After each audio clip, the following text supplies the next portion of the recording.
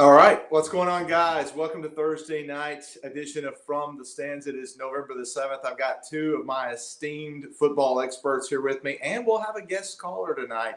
Hint, it's not Ed Orgeron. Gentlemen, introduce yourselves. Mikey, please. Hi, I'm Mikey Rundown, a student here at Norman, Oklahoma at OU, living the dream, going to college football games finally. So, boomer sooner.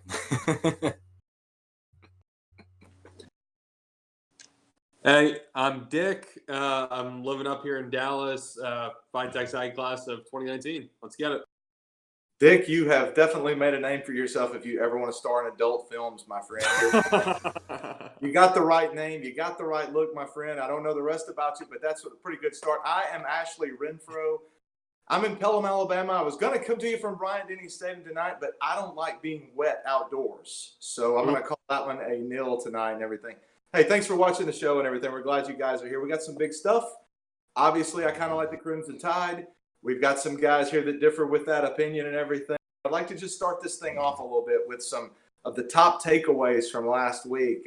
Mine is, real quick, if you're a head coach, don't set on the job. You may not have it in a day or two, okay? Vic, why don't you start us off, man? What do you have with your biggest takeaways from last week? Well, as a Dallas native, born and raised here, I always heard kind of stories about the Pony Express back in the day. And even though SMU lost this weekend, I actually feel a little bit more optimistic about who they are as a team. Absolutely. When a team, especially in the group of five, goes undefeated, I'm always a little hesitant to kind of buy in. You can't really keep that pace up. I'm a little worried it's a flash in the pan, or alternatively that head coach is going to get sniped. Then after that happens, all of your success is going to go with it. Losing this past weekend, I'm actually a little bit more confident in who they are as a team, that this is their identity. This isn't just kind of a dead cat bounce. This is who they're going to be going. And I really want to see how they respond after this loss. They looked really tough against Memphis, and we've seen Memphis be very good this year and probably is right outside of a New Year's Day bowl, I'd say, right now, depending on how they finish up. So SMU needs to bounce back. Mikey, what about you, man? What did you come out of last weekend with? Well, we finally have a little more certainty in what the playoff race is, with Georgia beating Florida. So we got one fewer team right now in the hunt, which is a good thing because that just means the arguments just get more and more intense as the weeks go on. So we'll see how Georgia really does, and if they can pull it off and go to the conference championship. We'll see how that goes. Yeah, very interesting. I mean, Georgia now essentially has the East locked up. I'm sure there's a person who may or may not be in this call who would argue that Missouri may have something to say about that. They still do host Auburn, and of course they host this team. They'll have to play someone in Atlanta. We don't know who that will be. We'll probably know after this weekend. So I'd like to just, before we get going too deep into all that fun stuff, the football, the stuff you guys came here for, please, appreciate you watching us right here in whatever format you're seeing us. It's Twitter, it's Facebook, it's YouTube, it's whatever you're doing, okay? But keep watching us. Keep subscribing. Tell your friends and enemies all about us. Follow us on Twitch as well. I believe we've got a place there as well. I think you can probably see it on your screen right now where all we're located at. So we're kind of all over the web, even in those dark web corners. That's right. We're there somewhere. He's got to go find us. Learn a little bit about Ash today. Okay. Some of these people spend way too much time in those places anyway, and I just thought, hey, we'll throw it out there. We're there, okay? So this week we got some pretty big matchups. I want to start in the morning, like we always do with our shots and chasers, and right out of the gates, the second biggest, in my opinion, game of the day, but it's going to have some pretty big national implications as well. Penn State, Minnesota, the Nittany Lions and Golden Gophers. Who wants to talk? I'll take this one. Okay. My dad is from dead central Minnesota, suburb outside of St. Cloud, if anyone from the area knows where I'm talking about. I lived my whole life not really ever believing the Golden Gophers are going to rise back to prominence in my lifetime. I mean, I can't believe what I'm seeing right now. We have an undefeated Minnesota team. They may not be getting the respect that they should be in the CFP rankings right now. I would agree with that. They haven't really played anyone. They're going to be going out there on this field Saturday like they have nothing to lose, because they don't. If they lose, guess what? They're just another Gophers team. They actually have an opportunity at this point to bring something to state that they haven't seen in, I want to say, close to 80 years. Yeah. They're going to be playing out of their minds. And the line on this, I want to say, is I had it here a second ago. The line is 6.5. 6.5, same as Alabama, LSU, actually. I'll take the points on that all day long. In the end, Penn State, they might pull it out. But I'm going to say that Minnesota, it's going to be a one-score game. If they lose, it's going to be by 3 points. This game is going to be closer than a lot of people think. Yeah, I tend to agree with you. And by one score, we mean one team might score. I mean, they've played really, really well. And what I want to see is Minnesota now, like you mentioned, 8-0 for the first time since 1941. Okay, so this world looked very different then. But we're going to talk a little bit more about how Minnesota looks different when the Golden Gophers visit the buffet at the Golden Corral in just a moment. But we got another one getting the big game, which is our chaser of the day. And I want Mikey to take this one because for some reason he likes the Big 12. I don't know. But it's Baylor and TCU. And this is Baylor's chance maybe for a near miss on Halloween. Where do you see the Bears and the horny toads or whatever the hell they are? Well, Baylor last week, again, it was a Thursday game for whatever reason against West Virginia. Wow. I said it then. I really was not impressed with what I saw. Coming off a bye at home, hosting, in my opinion, the worst team in the conference, and they only managed this barely squeak out a win, basically. And now they're going, and in addition, the really big surprise was how much their O-line got blown up by the West Virginia defense, which that came out of nowhere. Yeah. So now they're on the road at TCU, playing the second best defense in the Big 12. It's not looking good for them. No. Realistically, they should. Baylor has been pretty on fire with their offense. They should be able to pull out a win, but something about me is just saying TCU is going to get the better of them. Baylor are probably a little bit upset at how far down, like Minnesota, their initial CFP ranking was with a clean record like it is. They're backloaded like so many teams are this year. I would even make the argument that Alabama's a bit backloaded this year as well on their schedule. It seems like everybody's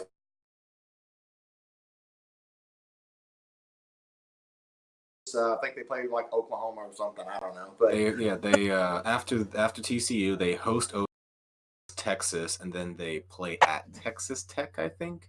Yeah, not easy. Not easy. Not at all. Baylor were to get to 12-0 through that. Technical difficulties.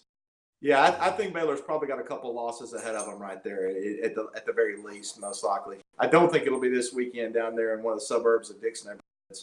So we'll see how it goes there and everything for it. Appreciate that. Appreciate that, Mikey. I mentioned the fact that Minnesota's playing, and they're a rather robust team in many ways. We were talking off record here a little bit about the size of some of these teams. So this segment we want to call the Big Uglies. And it's not just offensive linemen, okay? We know that back in the day there was a quarterback at Kentucky named Jared Lorenzen who was about 350 and could absolutely fire a football, but could absolutely outrun he could outrun into a CC's buffet and just that's the fastest sport. So that's junk food. But Minnesota apparently eats pretty well. They're 8-0 right now. You guys expand a little bit on me. What is there something with this? You look at the different schools: Minnesota, Iowa, maybe Indiana's success to a point. Michigan is not little. Does this size on offensive line, defensive line, does it propel them forward from here? When you have an entire offensive line who grew up on cheese curds and corn on the cob, you're just set up for success. I'm looking at Minnesota's offensive line. I think the shortest guy on the team is 6'5". Wow. We always look at certain teams. They always seem to be in the Big Ten in that kind of cornerback that churn out offensive linemen. Wisconsin immediately comes to mind. Like T.J. Hawkinson right now in the NFL. Guys from Wisconsin, he's just an absolute stud on the O-line. I'm looking at the Minnesota. We have the stat line pulled up right here. Left tackle, 6'6", 298 pounds. Left guard, 6'5", 313. Center, 6'5", 295. Right guard, 6'5", 370. They imported an Australian because that line wasn't beefy enough. That's 6'9" and 400 pounds. At that point, we're talking state fair show winning. This fucking unbelievable. Man, that is visited Minnesota probably 40 times in my life. We're just going to pretend like there wasn't anyone in the state. recruited for this position, but they got him anyway. I mean, it's just fucking unbelievable. That is phenomenal. Wow, man, those stats. I mean, that really stands out. I mean, think about what they probably make the Minnesota Vikings look like. You know, I mean, they're probably a team. You know, I mean, it's really stunning. And I mean, I don't have the stat lines on Indiana's offensive line right in front of me, but I think about all the guys that Mikey's team, Oklahoma, puts into the NFL. And now, Mikey, I mean, think about the guys that'll come from the NFL off that Minnesota offensive line, maybe off that Michigan offensive line, Indiana. I mean, they might put more guys in the NFL the next couple of years drafts than Alabama or LSU. Yeah, I wouldn't be surprised if Minnesota got what's the O-line award? The Jim Moore Award, I think it's called. I would not be surprised if they got that at all. And that award in itself is like 500 pounds or something, so it weighs about one lineman.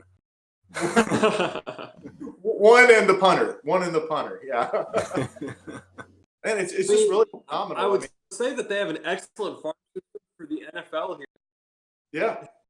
Yeah. I mean, we're doing a little bit of I'd say they have an excellent farm system here for the NFL, but they have a ranch more than anything. Up there. With all the beef they're turning out there. Last thing I would say about Minnesota's offensive line, and turn it back to you guys, is I wonder how they're going to deal with that Penn State defensive line, because Penn State has so much defensive pass rush ability, so much speed. I got to think Penn State kind of gets around those guys if that's possible. Yeah, the only way to really beat an O-line with that much mass is you got to have really good speed and really good technique. You got to have a lot of leverage from down under to sort of just push them to the side and be able to just go right to the backfield. So I think Penn State has potential there to really blow up the O-line, but I mean, only one way to tell, and that's to play the game, really. We're going to see how it goes. I mean, I definitely think that Minnesota is they'll have their work cut out for them, because they are, large and in charge, as a phrase used to go. But maybe those skill guys are better than we're giving them credit for. I mean, maybe those receivers and the ability to run. I think it's a sixth-year tailback there at Minnesota. I mean, so it's nice having a 32-year-old tailback. That doesn't hurt. So, assuming he started late, I guess. But while we're talking about O-line, we mentioned Georgia a little bit on the show. I mean, I'm looking at them. Yeah, they've got one loss, but right now their O-line is ranking top 10 nationally. Our excellent producer, his name is Brian. He does a fantastic job. He let me know that they're only allowing about a half sack per game and only 3.63 tackles for a loss. I mean, those are not only leading the SEC, but we're talking national level. So if, God forbid, Georgia gets all the way to Atlanta, and I say that they haven't really done anything to me, but God forbid, all the way to Atlanta, we don't know if that Alabama pass rush is going to be able to do as much damage as they have. No, we'll talk about Alabama more in a moment here, but I just feel like, Alabama, as far as pass rush goes, it's not been their thing this year. And for that matter, neither has LSU. That's kind of your two, I guess, West leaders right now. And, I mean, Auburn might have had a better chance. And we'll see. Auburn and Georgia play here in a few weeks. So it'll be very interesting and everything. I think it's time for us to brag about ourselves a little bit more right here. I think it's time for a social media read. Mikey, would you do the honors, please, sir? I'd be honored to, if only my mouse would work. Hold on, because I cannot currently pull up what I'm supposed to say. There we go. All right, so for the social media, be sure to like and subscribe here on YouTube, follow us on Twitter and everywhere else, and check out the newly launched website at fromthestands.us. Got lots of cool things coming out pretty soon, and being able to follow us on any social media means you'll never get to miss anything that we say, and we would love for that to happen. Nice plug right there for us and everything. I just, honestly, after what you just said, I don't know how anybody could not make this much watch TV every Thursday night. I really don't. What else is on, right? No, nothing. Absolutely nothing is on. Not a thing. But Saturday afternoon, there will be something else on. And it's got some importance to me, obviously. I love LSU. I'll go on record to say it. I love Ed Orgeron. But they can go straight to hell when it comes to the Crimson Tide of Alabama. Okay? Coach Ed's a great one. Really enjoy him a lot. For my words about LSU Alabama, and I want to take this one, and I appreciate both you guys letting me have this, because I want to hand this to one of my dear friends of all time. He and I, my 10th birthday, went to see Back to the Future at the movies together. That's how old I am. That's how old this guy is. Alan Leslie from Shelton, Alabama. Alan, would you give us a little bit about LSU and Alabama, sir? Well, this is kind of like second Iron Bowl every year now. It's just great TV, great to watch. And probably, other than Auburn, the biggest rivalry Alabama has now, it's kind of replaced that Tennessee rivalry. For us young guys, the older people, they still love that Tennessee rivalry. But LSU, man, it's intense. It's the real deal, isn't it? Oh, yeah. Yeah. I was there 2 years ago, and there's nothing like that atmosphere. It's phenomenal. I remember going down in 2011, and we have a little section in the university called Quad where the tents are lined up. Everybody tailgates, does their thing. This weekend there'll be 40 different flavors of gumbo down there, which means you just put one different dead animal in the soup. But because of that crowd at 2011, man, I mean, this has been hyped all week long. We had a discussion before the show that perhaps this game doesn't mean as much because the pundits are still saying the loser in a close game could still get to the playoffs. So it kind of undermines the game. What's the secret for LSU to beat Alabama, Alan? Well, the secret for LSU to beat Alabama, I think, is they're doing on their spread offense. They're going to have to spread it, and they're going to have to try to get their running back Edwards Hilaire on Shane Lee, Christian Harris in coverage. They're going to.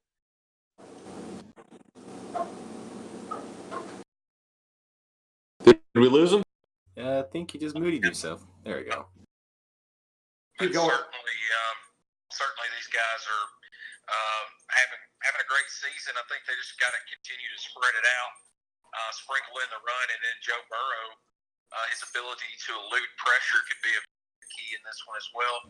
LSU will have to get some pressure on Tua Tagovailoa if they're going to have a chance in this one. Yeah, I agree. I mean, we don't know Tua's full status because Saban won't show his hand right now, but I got to think he starts, and I got to think that right guard, because that right guard's going to have to, the right tackle's going to have to do their job. Now, for Alabama, how can they get past a higher ranked LSU Tiger D team?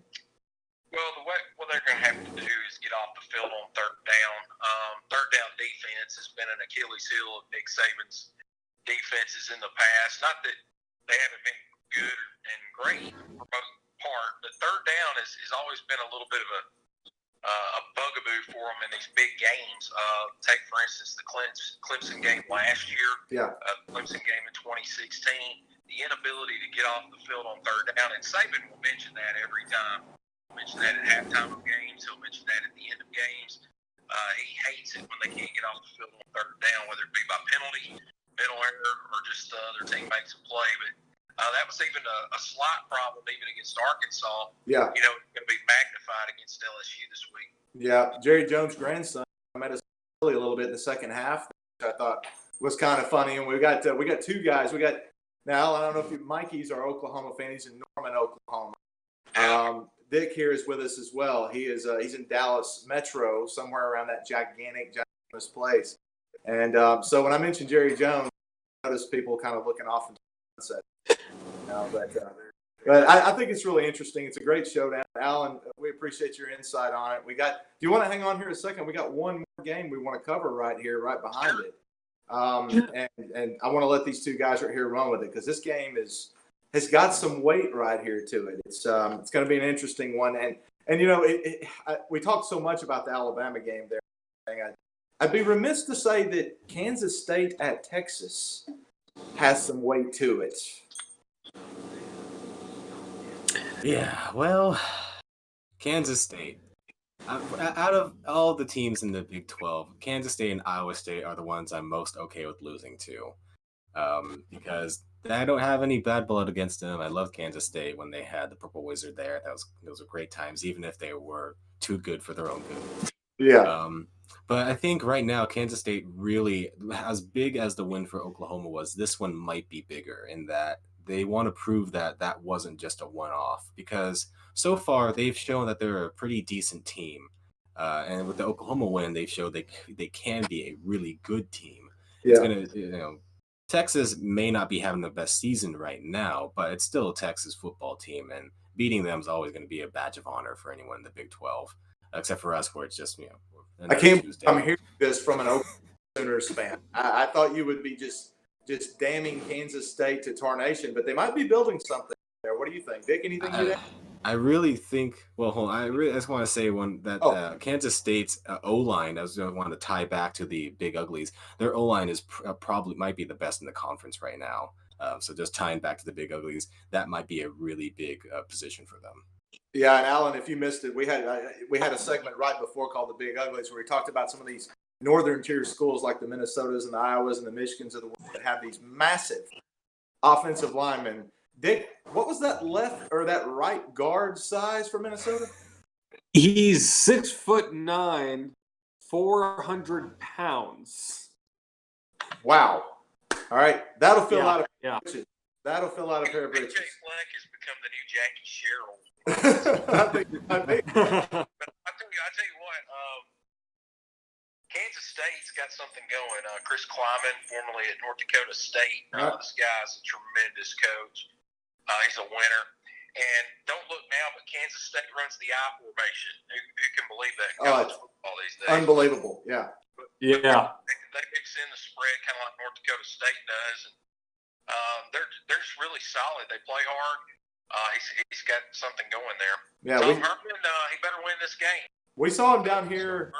Against Mississippi State, and they looked to me like they beat Mississippi State up pretty good. I mean, it was competitive, but they looked like they beat them up pretty good. Alan, I agree with you on Tom Herman. He's not been listed on the short list. Is there either one of you guys, Dick, Mike, y'all hearing anything out of Austin?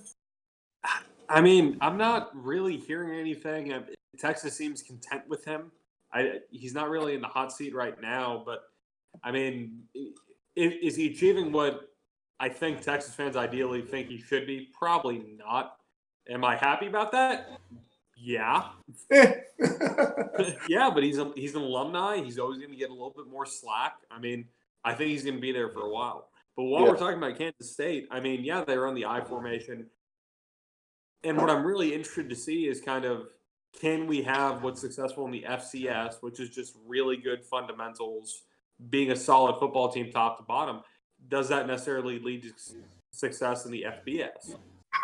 Because we always, every time North Dakota State, which is every year pretty much, wins a national championship, it's, how would they do against Alabama? How would they do against Clemson or even a middle tier FBS? Yeah. This is kind of our opportunity to see that. This is our kind of, petri dish to see if just old school I formation, fundamental driven football can translate to what we really see as a highly evolving, highly active FBS land. Yeah, it's interesting, and I think that the experiment goes on that expands a little bit when you think about the idea that Appalachian would hire who they did. West Virginia hired a Troy coach who had a good record down there. Now, those are FBS teams. I understand that, but they are also not quite the level that you'd put Georgia or Texas or USC in. So it's kind of a step up. Yeah, so Ed Orgeron stepping in. Thank you, Coach O. So Alan, appreciate your insight tonight, man. We're going to go on here. Again, you added so much to it and everything. You're our first call-in host. We'd love to have you back. You think you could do that sometime? I'll be ready next week. All right, we're gonna cut over to a little segment called Coaching Carousel here. If you can listen in if you like, but otherwise, I will chat with you soon, my friend. And he is gone. So Coaching Carousel is kind of what I've been looking forward to so much tonight, guys. Not even the LSU Alabama thing. This has been a week for head cutting or people who are walked out to at least to the barracks to know that they might be. I want you guys to take it and run here. Let's start at the top here. FSU. I've got to get this off my chest before we go any further. Can we talk about FSU? But they have the gall to even side-eye. Think about headhunting the head coach of my Dallas Renegades, Bob Stoops. I don't know where they get off. I've been a fan of the franchise really my entire life. Okay? Renegades racing. What cheerleaders are going to look like, I'll be honest. I was thinking about the lingerie the other day, okay? I mean, it really is fucking ridiculous. So we have Willie Taggart, who, and obviously this is going to sound forced. Hindsight is 2020. But I was saying back in, 2017 when he got hired, I don't trust a coach that will just leave in a year. At that point, is it really your program success or your success? Did he get a fair shake? Probably not. Is this next hire the most important? I mean, really, any hire in FSU's history at this point, probably. If they get a coach and he doesn't work out and they hit the ejector button in another season and a half, that's a block guy that's going to stick with him. Now, do I think a guy like Bob Stoops would be the answer? Maybe not. A guy who's been this separated from the game, I mean, Chip Kelly had success relative success in the NFL, went into retirement and came back. He's still behind the time. Do you think FSU can afford, not hit on a guy like Bob Stoops, who's a good name, like Chip Kelly, who has kind of brand recognition, and have him just totally misfire? I don't think that's something they can afford right now. And honestly, just leave him in the XFL if that's what he's doing. I think he's pretty happy with it. I mean, Mikey, anything? Yeah, I am for Bob Stoops going to Florida State. I'm gonna just put a quick end to it and just say that is not going to happen. From what I understand, Bob Stoops retired in the first place because he's at that age now that his father was when his father passed away on the sidelines of a football game. And I think that really kind of shook him. And I mean, that would terrify anyone. I don't see how that, I don't hold it against him or anything, but I can totally understand why he stepped away. Now, taking the XFL job, which I was surprised at first, but then it made a little more sense in that he's the head coach and GM of an experimental football league. I don't think it's going to be as stressful as coaching a top tier college football program and managing recruiting and all of that. I don't think it's going to be as much strain for him. And I think it's just a better fit, overall. So I just don't see him just making. I think he even himself recently refuted the claims. Can we write off Urban Meyer out of any coaching job for the same reasons, for the exact same reasons that Mikey just gave for Bob Stoops? He's got a pretty cushy job over there at Fox now.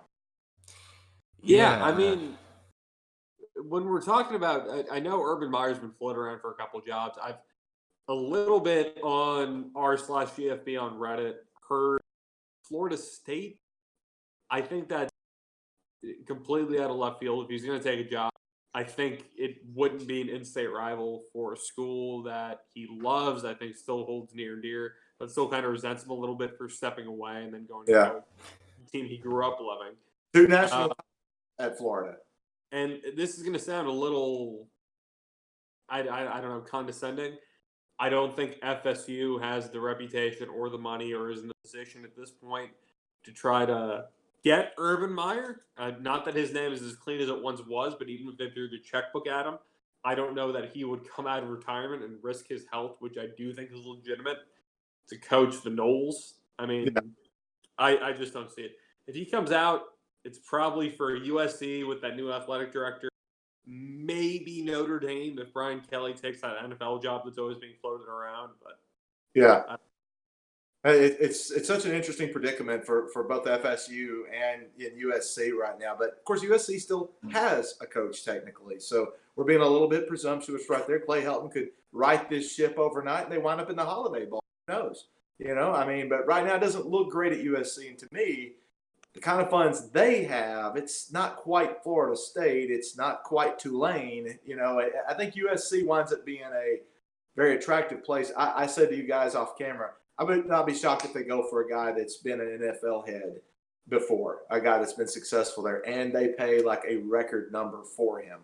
I'm not saying like a Sean Payton type, anything like that, but one of you guys, I think, even threw out Pete Carroll as why not? But there's the world's wide open. Clay Helton still got his job. So Clay, if you're watching, and I know you might be, you're okay with us. You're all right with us, okay? Mike, anything else you'd add about the coaching carousel, the circle of death right now?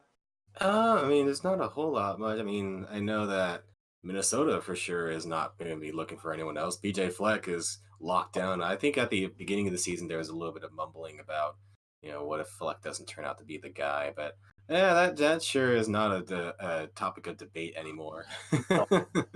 They look really strong up there and everything. That's why we featured them as our shooter for the early slate of the game. Not just because they're playing State. If they're playing anybody that's a big time rival in the Big Ten, I mean, I think that PJ Fleck's proven himself. He did it at Western Michigan. Hardly the talent that he's got, even at Minnesota. They can recruit. It'll become a national brand if he builds it. But man, the situation at FSU, I'm roughly about 3 miles from Tallahassee, where I sit right now. I've been down there. It's a great campus. But $18 million to Willie Taggart was the check to make him go bye-bye. That's a shit ton of money, y'all. I mean, I don't care who you you can are. get a lot of facilities for $18 million and Yeah. still keep the head coach. Absolutely. You can pay a lot of recruits for $18 million. Oh, wow. Oklahoma knows something about that, wouldn't they? Yeah. Yeah, that was the 80s, and we didn't really pay them. We sort of let them sell cocaine. It was a whole issue. Who cares? Oh, it is. Is it Butch Jones? I think the analyst at Alabama now, ex-Tennessee coach. I think the volunteer program is still paying him $200,000 a month. Is it? Did I read that right? Might have been something like that, yeah. Yeah, $200,000 a month, I think. And there was quite a good discussion there on Reddit today about what you could do with $200,000. But I'll move on because I know you guys. Wait, really quick. So all of our youngers out there, kids don't want to be. Go ahead. Kids don't grow up wanting to be the president or be an astronaut. Grow up wanting to be a disgraced, barely relevant college football coach. It pays a lot better.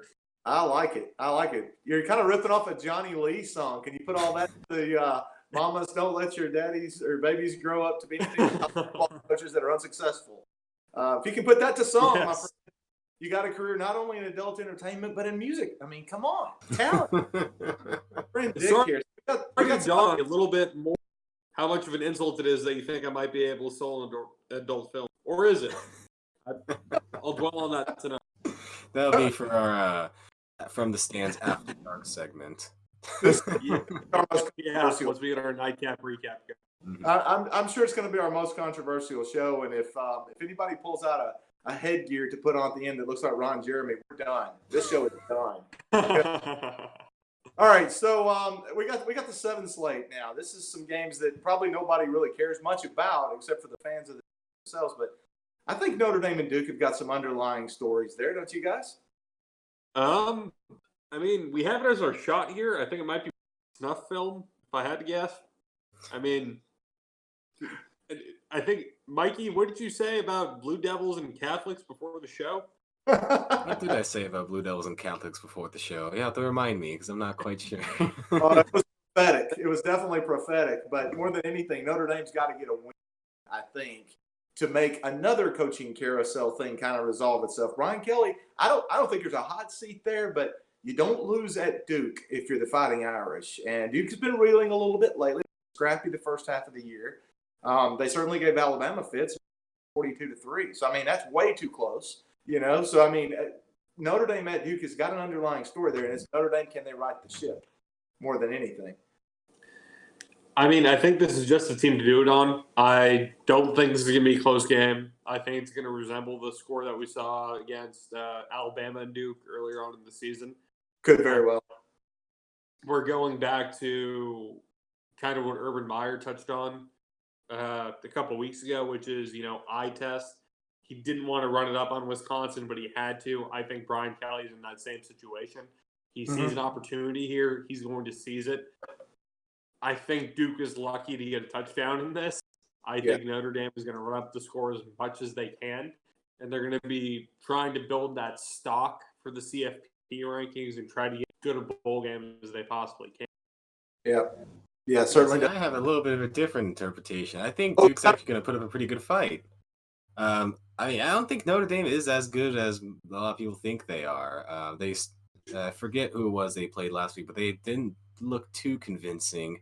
And Duke has not been a bad football team this season, as odd as that is to say. I think Duke might be a bit of a sleeper here. Now, I still think Notre Dame should win handily, but I don't think it's going to be a steamrolling sort of effort by Alabama. No, Duke very likely can get bowl eligible, I think, with 1 or 2 more wins. Are they at 4-4, I think, right now? Yeah, I believe so.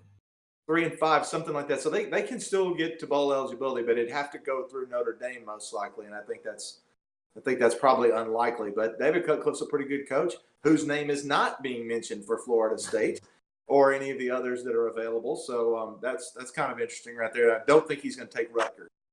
The spread is Notre Dame -8. Really close. Yeah, that sounds right to me. So you have, bonds, the Fed, your local bank, and then Notre Dame -8 versus Duke. Those are the 4 safest ways to earn a return on your money. Yeah. I noticed you didn't include New Jersey wasteland real estate. And don't also forget the over in any Big 12 game. Boy, you can't guess enough there in some cases, can you? But betting on the Houston Cougars when Andre Ware was the quarterback back there, it's like, what's the over? 200, not enough, It was interesting, but that's 2 games that we wanted to cover tonight with you guys. I mean, let's do another social media read right here. Dick, I think it is your time to whore yourself. So I have what was provided here by our, once again, showrunner, Brian. Be sure to like and subscribe here on YouTube, follow us on Twitter, and everywhere else. And check out the newly launched website at fromthestands.us. This is something we've been trying to do, I think, since June, since we originally got the crew together. Unfortunately, a lot of us are lazy, good at our jobs, and we don't get paid for it. So it's taken us until the majority of the way through the season to finally launch our website. We have articles, we're getting opinion pieces going. Fingers crossed we'll get our student section going really soon, which is going to include user-generated content by you, the fan, because here at From the Stands, we are from the stands. Okay, right. Now, Ash, what's our chaser for that 7:30 time? Man, that was just beautiful there. I mean, I've never seen anything like that. App State, South Carolina, I was just going to skip over it, actually. I think most people are during that time slot. It strikes me that App State, is probably as good as South Carolina on at least the starting lineups. But the depth thing, South Carolina second string would start at App State. South Carolina's third string might start at App State. I'm not sure. So which one of you guys, Mikey, you going to take that? Yeah, well, I mean, I think App State is in a position here to kind of prove themselves a little because they had a little bit of a rocky road in this part of the season, and being at South Carolina is, if they can pull off a win there, that would be huge for them. South Carolina is trying to build up as good a resume as they can. They're not in the playoff race. They're not really in conference contention, as far as I know. I'm not too big in the SEC, but that sounds like a safe bet to me. But I think that no one wants to lose a game, obviously, and hosting App State, while it used to be a bit of a sort of, you passed over it while Michigan sort of bucked that trend by losing to them. Now hosting App State's a little bit more of a big deal, and I think South Carolina is going to take this game very seriously. I think App State's going to pull it off. I think they have a little bit more to lose here, and they're going to have a little bit more spirit in them to win. They've been known as giant killers in the past, haven't they? Yeah. Well, I don't think South Carolina is a giant in this situation. I mean, as an Aggie who's going to be watching their beloved team take on South Carolina in College Station in the Hate Bar next week, time still TBD. I'm sure it's going to be the night game because it'll be the highlight of the week. I don't know that I want them to lose here because we need all the strength of schedule boost we can get. I think App State is a little bit of a force to be reckoned with, especially when you're South Carolina. You're a team that is very streaky. Some weeks you lose terribly, other weeks you beat Georgia. Really, I'm just going to have to watch it. I don't know how one of the group of 5 powers we have this season is going to do what's honestly kind of a middling SEC team. But I'd love to see what happens. Yeah. I think it's going to be really compelling. How long ago was it that South Carolina knocked off Georgia? It seems like that's been a million years ago. I was looking at a situation where if they were to lose this, they're automatically excluded probably from bowl eligibility. So I'm going to say that Carolina pulls this out here just because I don't know how many quarterbacks they've got left or whatever, but I think they've got the tools on the starting front 11s on both sides to outclass Appalachian State by enough. If it goes deeper than that, all bets are off. So because I did the social media read out of order, and thanks for calling me on that there, Dick. I appreciate that. We want to move to something tonight called Man versus Machine, which is so cool. This is the first time we've run this, and it talks a little bit about you degenerate gamblers out there about what the line is, to borrow a line from Al Pacino, or not, I'm sorry, not Al Pacino. Who the hell? I don't know. So you guys will pause with me one moment. I'm going to make my dog be quiet. Yeah, no, my fucking.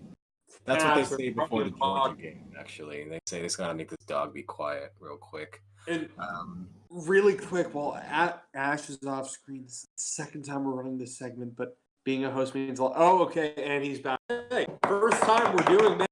All right, everybody. The dog, I don't know what she was doing. She's like, I don't know. Anyway, so the point here is man versus machine. So if I can break this down here for you, what you're going to see on the screen there is you're going to see the lines for this weekend as Vegas would call them for 5 different games. And, of course, LSU Alabama's at the top right there, and I have no idea why we start with that one. But the line for Vegas is on the left. And then a machine or computer that we've run through there that is the first time it's being introduced here to the public as well. It's not ours. It's not proprietary. We're borrowing it. And I think that our friend Fred Rank has put together something that gives a number based on some other factors, and it's proprietary to him. So it's kind of like a secret sauce. And you'll notice if you just look down through there on the far right where the teams are, the favorite is in red, who we think wins or who we think that is. And in all cases, except for Alabama LSU, it follows along with the Vegas line. It may be a little bit different in terms of number, but the winner is still the same. So I want these guys to talk a little bit about this. I want to get some input from you guys here, if you will. Dick, start with you, man. Just take a look, pick the teams you like there, go do whatever. I mean, I'm looking at the top one here. Honestly, I'm going to go with Fred on this. I mean, I really do think LSU is going to pull it out against Alabama. I'm looking at Joe Burrow. He's a man that can't be stopped. I have a lot of faith in LSU. They're moving the ball like they never have. And I think if they do win, it's not going to be by a huge margin. I think this is going to be a tooth and nail fight. It's going to be an SEC battle like we haven't seen probably since when Tua came in against Georgia. Yeah. I mean, this is going to be a game, and I think LSU inevitably pull it out by maybe a field goal, if that. Honestly, I'm going to take machine here. I think Freddie knocked it out of the park on this. Wow, very nice. Mikey, you. Well, I mean, about LSU, Bama, both teams are coming in with high-powered offenses and surprisingly not as elite defenses as we would like to think they do. Yeah. I mean, there's still amazing defenses in the nation, but they're not top 10 as far as I know or anything like that, which is a bit of a surprise. Statistically, neither doing anything. So naturally, the game's going to end 5-2, and I think Alabama's probably going to win it for the billionth time ever because we say this every year. Oh, this year's the year that LSU finally pulls it off. Well, until I see it, then I'll believe it. But for then, I'm probably going to go with Alabama, but not for any logical reason, just because I'm a dumb human who likes to follow trends and streaks. Gut feeling there, I guess you will, huh? I'm sure Freddie and Fred rank, which Fred rank is the best rank in my opinion. I'm sure Freddie there has got a very valid reason for LSU coming out on top, and that's probably what's going to happen. But I think Alabama's probably going to win it anyway. I like the idea that it's in Tuscaloosa. That helps more than anything, because otherwise, I think the two teams' strengths and weaknesses absolutely mirror each other. They don't counter each other; they mirror each other. LSU's phenomenal on offense. Every statistic you can think of, they're great at it. Alabama's right there, either right below them or right above them. In fact, I follow a website called tidefans.com, and they do a weekly preview right before every one of Alabama's games. And they actually gave LSU the edge in the wide receivers column, which was to me, because I think Alabama's wide receivers are out of this world, but they gave it to LSU But I'll side with my website, tidefans.com. And I'll say that the reason you might give the slight edge to LSU is because of the health of Tua. It all clicks on those wide receivers if you've got number 13 back there slinging it. I don't have as much confidence in number 10, who, by the way, if you didn't know, Mac Jones led an undefeated sorority flag football team last season. Undefeated. Wow. Yeah. Props there to the, I believe it was FIMU. So go out there to those girls. Okay. So what about the next one down the list there? That's a pretty interesting breakdown there. Yeah, we got Missouri, Georgia, both, but Freddie thinks it's going to be a bit more of a closer game, but Georgia should still win handily. Yeah, Missouri, they have not been having the best of seasons. They're a fun team. I like Missouri a lot. I mean, of course, a former Big 12 team. Right. I want to pull for Mizzou so much. I know that I'm really just pulling for a crazy upset instead of a serious interest that they're going to win. Yeah, Georgia should win this handily. If not, then, well, I don't know what to think about that division in the SEC. I also think Georgia will get them. Yeah, I mean, Mizzou, to your point, they're fun for. I want to say this is going to be kind of a, get right game for them. They're going to come out swinging. They have a puncher's chance. The same thing we said for Georgia. And Georgia is a lot higher caliber team. They have Kirby Smart in their corner. I love Mizzou coming to the SEC, same year as my Aggies, but it's going to be a rough day for them. I don't have a whole hell of a lot of confidence in what Missouri is doing right now based on how they performed against Kentucky. Prior to that game, I thought maybe they were something, but Kentucky's not that great this year, and I just don't know if the Bryant injury at quarterback is throwing them way off, or maybe they just hit some kind of lull in the season. But we've talked enough about them, so let's talk about that Minnesota Penn State. I mean, interesting to me that's probably the one that's the closest in terms of the machine picking versus the guys in Las Vegas. Mikey, your thoughts on that one? Yeah, I mean, I don't really see much problem with that. I mean, Penn State should be the favorite over Minnesota. There's really not a whole lot much more to say because of both the predictions are so close. Yeah. I think Fred Rank is probably just thinking that Minnesota is going to put up a bit more of a fight since they've been having this pretty good season so far. So, yeah. What about you, Dick? You got a thought on Minnesota Penn State man machine here? Like I said earlier, I'm going to take Minnesota points. I couldn't agree more with Fred Rank. This is going to be a close game.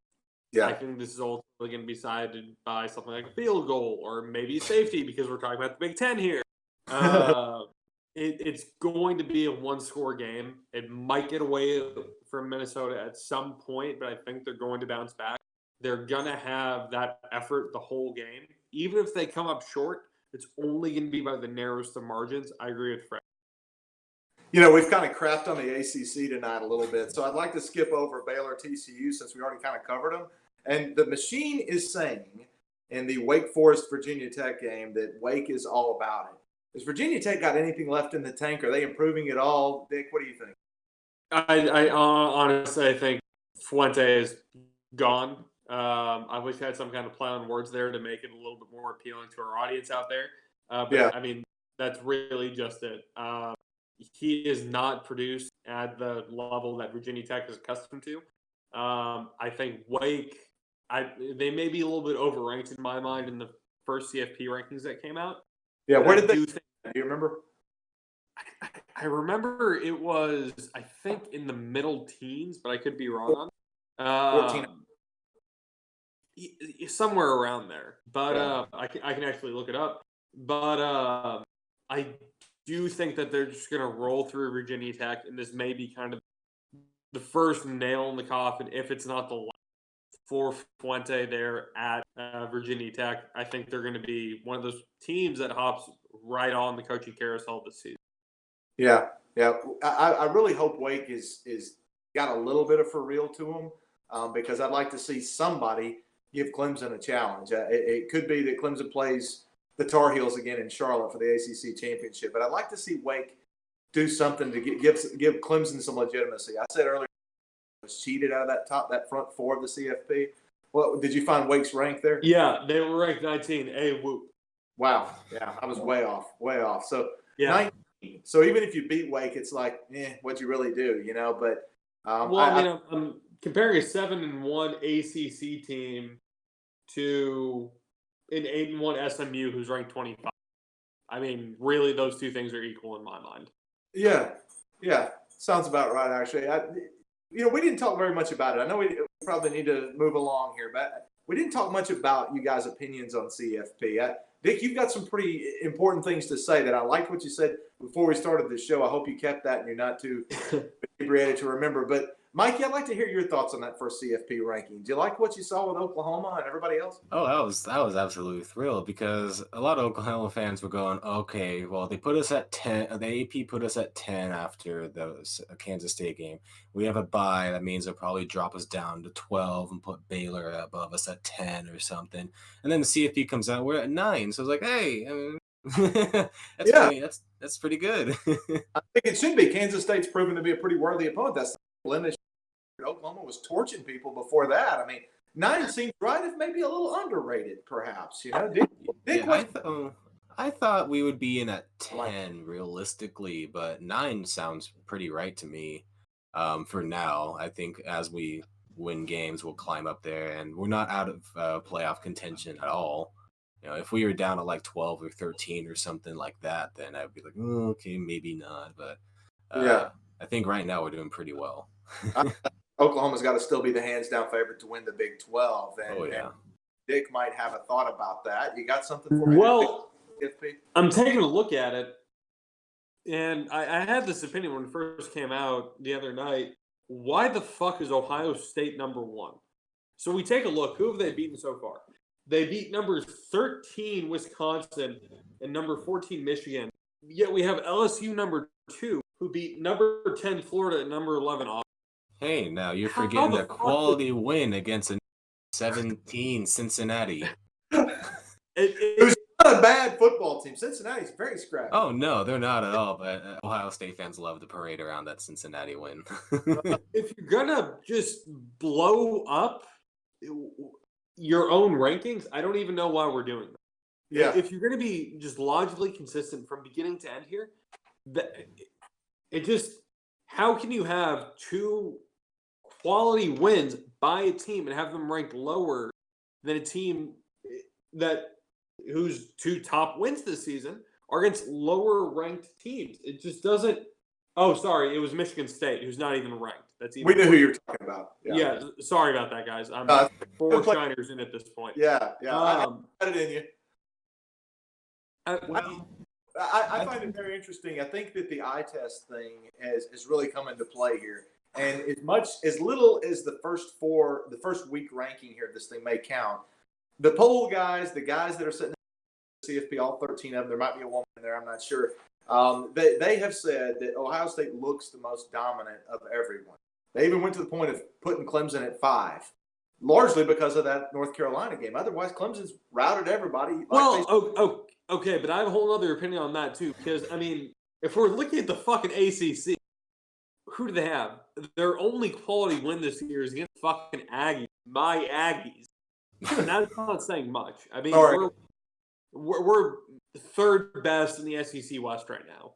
Yes. I mean, if you want to go to the college football playoffs, you're going to have to do better than a team who's under the second year of their head coach, had numerous injuries at every position. If it's any consolation to both you and Mike, Texas didn't get in the top 25 CFP either.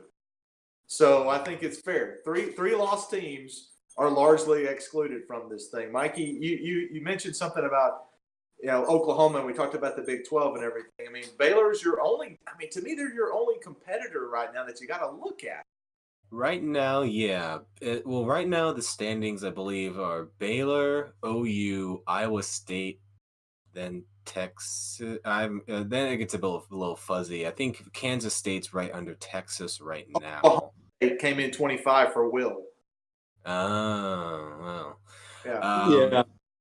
But right now, in terms of the Big 12, Baylor right now is our biggest foe.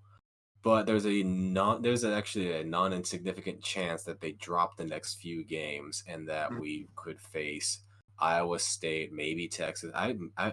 My personal my favorite opponent would be to see Kansas State in the conference championship, because that would be a lot of fun. Rematch. Yes, we love rematches in the conference championship. Last year's was amazing. So that would be great. But yeah, right now Baylor is the but we got to see how Baylor goes at TCU, and then we'll see how we go from there. Yeah, Dick, do you have anything else? Yeah, really quick. And I know this is kind of a unique season because the number of undefeateds we have, so many weeks into the season, I get it. But I have a question here, and Brian, if you're watching this, maybe Freddie, if you two can get on our stats department. Calling people out. At it, we might have a record number of 5 teams in any CFP ranking. We have SMU at 25, Navy at 24, Boise State at 22, Memphis at 21, Cincinnati at 20. Yeah. I mean, can you guys remember a time where 20% of the rankings were made up by group of 5 teams? I mean, it's phenomenal. Yeah, I'm not quite sure about that. And UCF is not one of them. Yeah.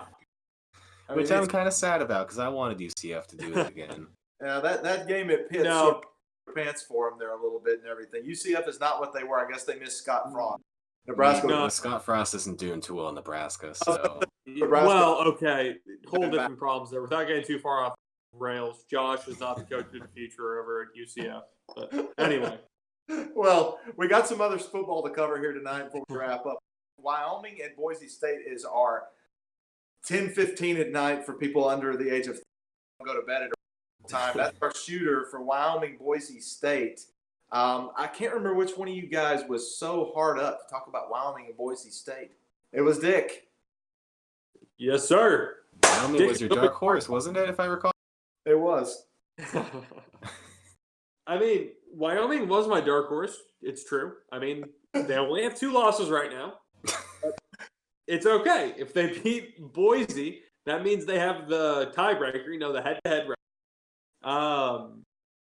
I mean, honestly, one of the things I was shocked about, more research on this game, I thought for sure this would be a rivalry game. It's not, so that's shocking.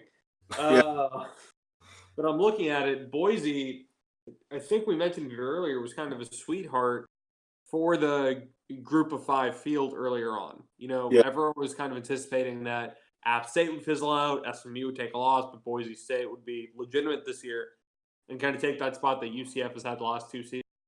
I mean, they've kind of become human again more recently. Granted, the one loss was to BYU, I think, who is largely hit or miss. I'm not going to hold that against them too much. Wyoming did have that loss against San Diego State. Could have looked better. I think this is probably going to be one of the more competitive games of the day. I don't know if it's necessarily going to be one of the better games of the day, but I do think both teams are going to be fighting kind of wire to wire. And if Wyoming picks up the win here, I mean, they're going to be looking pretty good. And before we flaw BYU, I would remind everyone that they did beat Tennessee earlier in the season, who at the time looked like something you might off on. But Tennessee has steadily improved and is situated actually to make a bowl game, believe it or not.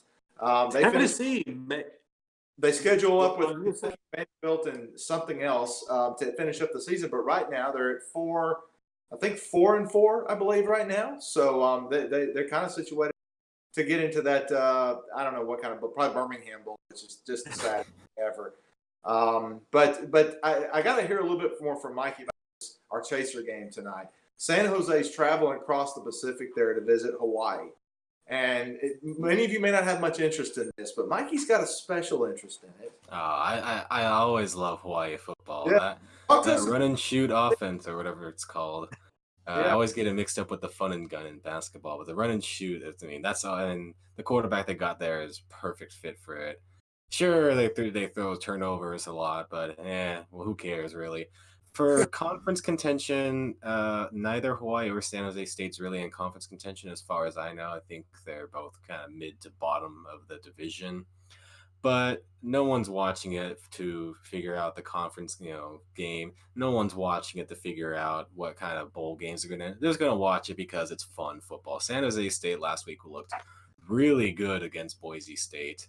And Hawaii, well, they're Hawaii. I mean, I just gotta love Hawaii, really. Going to the I'm not most likely. Hmm? They're going to the Hawaii Bowl, most likely. Yeah, most likely. I can't say for sure who's gonna win. Probably Hawaii, but who knows? I mean, who really cares? Just put it on to as you drift off to sleep, dreaming of touchdown. And I thought you had more than this. Well, I mean, there's only so much you can. I mean, the fact that it's on Facebook's live stream kind of sours it a little because I always have trouble with those. Since it seems to like to block me for some reason. I don't know what I ever did to Hawaii football, but but it should be a fun one. It should be. That's a great segue to our next segment right there, which is the social media blitz. And for any of you that are still watching and you haven't given up on this thing so far, because it's really good, I promise. And we make it hard on you, though. Yeah, really. The social media blitz is just something we want to talk about at the end. I read about a week ago. I wasn't a PlayStation View subscriber. I tried it for a short time. I liked it. The interface bugged me a little bit. It was a little bit blocky. My online streaming services have been Hulu, which I liked very, very much. I liked Sling okay. It was a little more limited. Right now, I'm just a hodgepodge of different things. HBO Go, Netflix, Hulu, just in general. So right now, I'm just a hodgepodge of things. But I'd like to get Dick's opinion on, like, is the social media blitz thing just is football and sports in general on social media just a short-term thing, or is it got some legs? This is an absolute fad. I don't think this is. I mean, really, what we're seeing here, I think, the same fate that kind of befell PlayStation View is going to happen to this. I don't know why social media platforms are getting into streaming, especially live events. I think they rely mostly on user-generated content.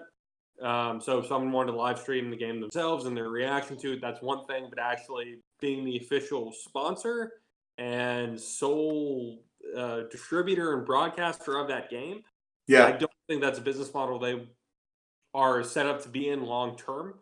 I mean, it could just be me. I think it's I don't know. Maybe with Disney Plus getting into it, that's going to completely blow up the market. That's a great point. I mean, Disney Plus, of course, Disney, the owner of ESPN, ABC, one of our key rivals here on the stands. Oh, absolutely. I mean, we have to mention it. It's the gorilla in the room, right? Mike, you mentioned the blackout that you had with watching some of those games via Facebook. I mean, do you think that they can salvage this at all and make it a viable platform to watch this live sports? I would like to have it where it's not the only way to watch the game. If it's a supplementary sort of stream, I think that'd be a very popular sort of tool to have, because sometimes you may not have ESPN, you may not have a TV, or you may not have these fancy streaming sites.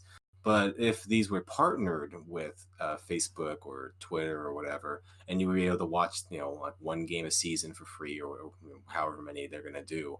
That would be a really big way to increase popularity in the sport and whatever they're trying to show. But with this method where they're basically being their own channel, where there's the only way, like I had troubles watching the last week's Hawaii game. I for whatever reason, I was just not able to watch the Facebook live stream, and because of that, there was no other way to watch it, and I had to listen to it on the radio. Wow. Yeah, I had to listen to, because it was Fresno State at Hawaii, I think it was, and I had to listen to the Fresno State commentators, which sucks because the Hawaii commentators are the best in the business. If you have not listened to the Hawaii commentators, you must. They are a treasure. But yeah, New York Jets broadcast team probably. But yeah, I as this whole sole way to watch, I don't think it's going to take off. If they did modify it to a supplementary stream, then I think it would be much more successful. Yeah, great points there. I mean, I appreciate you guys' input on it. it's a fascinating topic, much like our Big Uglies topic.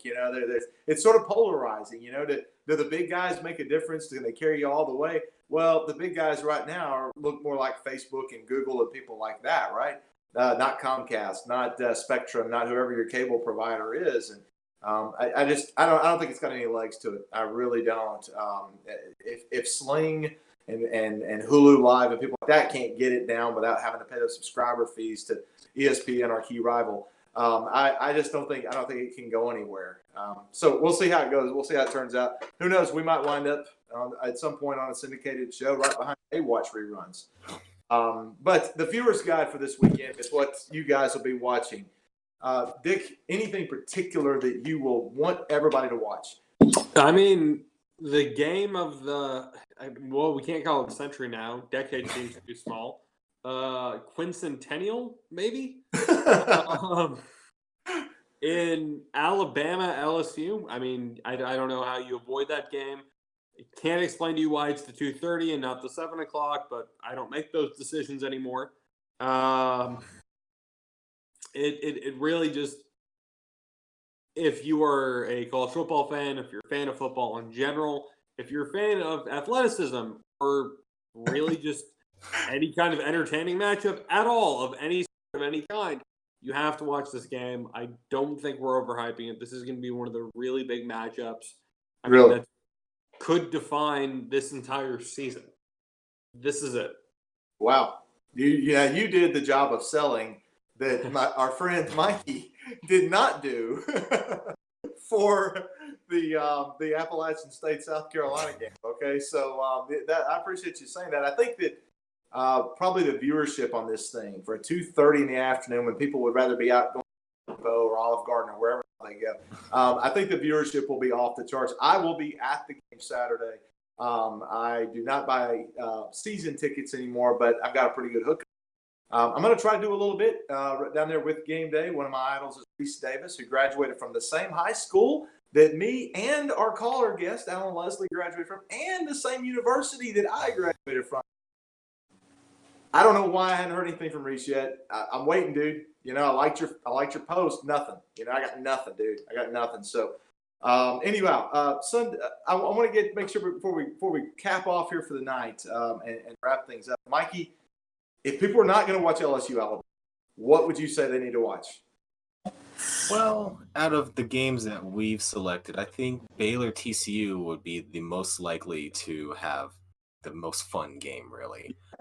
Competitive, a lot at stake for Baylor. TCU, not so much, but Baylor has a lot at stake here. It should be a close one. It should be an important one for that conference. And I think after this weekend, we'll be able to tell a lot more of what's going on in the Big 12 and where everyone stacks up. Because right now, there's a bit of uncertainty with some recent shakeups. It certainly is. Baylor needs to win, I think. And they need to make that Big 12 look strong and make Oklahoma's schedule, should they beat Baylor later on, look even more imposing. A loss to TCU, a sub-500 team, I think, right now are right at 500. Man, that's not going to bode well. I know, Dick, they're right there in your neighborhood as far as the campus and everything. And Dick, you called it something. It's a rivalry of some sort. Yeah. I told Mikey to remember this in our pre-show meeting. Fails me yet again. Yes, always. That's what I'm here for, is failing. Me, Mikey. Anyway, it's called the Revivalry. If you grew up in Texas at all, you're pretty familiar with it, at least since the conference realignment more recently, now that Baylor and TCU play every season. The rivalry is one of the more heated rivalries still left in Texas now that the Lone Star Showdown has been discontinued. For a lot of us here in the state, it's something we look forward to, just because you have two schools with a pretty strong history. I think Baylor even burned down TCU's campus at one point. Actually go at it. If you're a fan of blood sports, you're a fan of this game. I think you made that last part about burning campus down, man. I think it's alleged that it happened. No one knows for sure what happened there, but I think there's a small subsection of people that have a pretty good idea. Oh yeah, only about the entire. What's the enrollment TCU like? 16,000? Yeah. You're the Texas person. No. It should be actually really should be one hell of a game. I mean, I'm looking forward to it. I want to see if Baylor comes out with a little bit of grit to them. They didn't look good against West Virginia, as you guys alluded. They need to put something up. I mean, they really do. And if they want to be taken seriously, I know TCU's not got a great record. It may not count a lot to a lot of people, but in conference, it matters. And a win there and a convincing win goes a long way toward helping other people too, such as Mikey's Oklahoma Sooners. So let's not forget that. Sunday storylines. This bit. Thank you all for watching, continuing to watch here. I want to know from Mikey, on Sunday morning when you wake up, what do you think the storylines look like? Well, we're going to have the reaction to LSU Alabama to be, oh, well, this person's going to win the national championship, obviously, because they won this big matchup. Or, hey, both teams are going to get in because it was a close game. So we're going to have that going on. In the Big 12, we're going to probably have a better idea of what's going on there. Minnesota is either going to be just another footnote in the season with a loss to Penn State, or they will, if Minnesota wins against Penn State, they will be the talk of the town. I don't think that any story will be bigger than that because we have not seen a Minnesota team this good in a long time. Yep. So yeah, that's for sure. This will be a light. Yeah, phenomenal. Dick, what about you? The Sunday morning, you're going to wake up. It's probably going to be Sunday afternoon. Kind of. What will it look like? I'm kind of cheating because I've seen this story before, where you talk about how fucking wrong the first CFP ranking always is. Because I remember in 2016 when we had Trevor Knight as QB, we were ranked number 4. We lost to Mississippi State that weekend, and then everyone just jumped on saying, "How could we ever believe that Texas A&M was a CFP team? We're so fucking wrong. These are the teams that were ranked who didn't even qualify for a bowl game because fuck me and my hopes and dreams."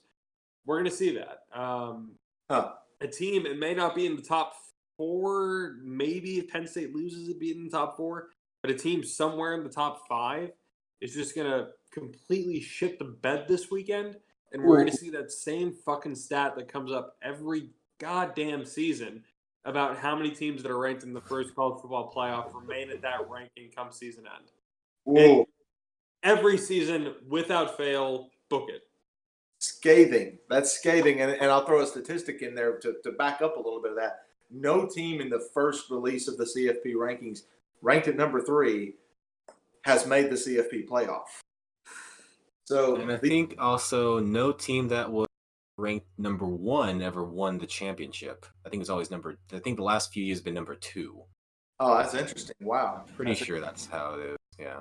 If I had to step back a million light years from now, I mean, or actually further back than that, but I would say that the outlook for however it goes Saturday, if LSU is able to win by just a single point or whatever, I really like them against Ohio State in a national title. Honestly, I mean, that to me in New Orleans, Superdome, January 13th, which is over 2 weeks after they actually play the play-in games. I like LSU and Ohio State right there. So Sunday storyline to me, because you guys asked, is that whoever wins that game, especially if it's LSU for, I don't know why, but they line up very nicely against Ohio State. That will be one hell of a national championship game. I pray that it's Alabama, and if it is, I like them, but I figure Clemson's still got something to say about it all. I feel like they do. I've said it before in the show that I think they're underrated right now. You guys said, well, we don't count last season stuff. And I'm like, you do not want to be North Carolina State right now. Yeah, well, okay, fair enough. The Tar Heels would have something to say about that. They're 1 point away from being a one-loss team. But, hey, guys, you did a great job tonight. You're beautiful people. Thank you all for watching us tonight as well, viewers. It was a lot of fun. Thanks to Alan Leslie, a friend of mine, high school graduate with me, and always been there for calling in tonight. We're going to sign off. Have a good weekend. Try to make good decisions. Okay, people?